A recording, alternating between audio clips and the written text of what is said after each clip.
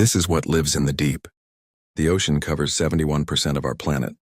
It is the largest habitat on Earth, the largest ecosystem, the largest unexplored territory in human history. Its average depth is 12,100 feet. That is more than 2 miles straight down. But that is just the average. Its deepest point, a place called the Mariana Trench, plunges to 36,000 feet below the surface. To put that in perspective, if you took Mount Everest, the tallest mountain on Earth, and dropped it into the Mariana Trench, it would be completely submerged.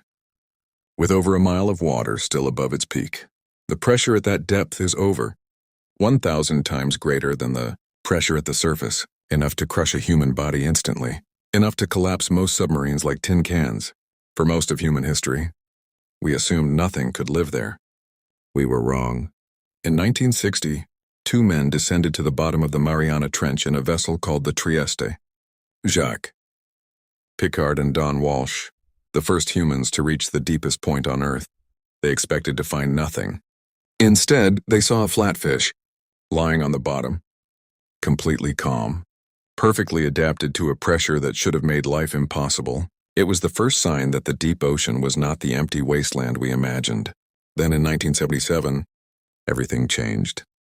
Scientists aboard a research vessel were exploring the Galapagos Rift, a section of the Pacific Ocean floor thousands of feet below the surface. They discovered something that rewrote the rules of biology. Hydrothermal vents, cracks in the ocean floor where superheated water, reaching temperatures of over 700 degrees Fahrenheit, erupts from beneath the Earth's crust. The water around these vents should be completely toxic, boiling, filled with hydrogen sulfide, a chemical deadly to most life on Earth. And yet, around every single vent they found thriving ecosystems. Giant tube worms over 6 feet long, clams the size of dinner plates, shrimp without eyes, crabs covered in hair-like bacteria, all living without sunlight, without photosynthesis, without any of the conditions we had believed were necessary for life to exist.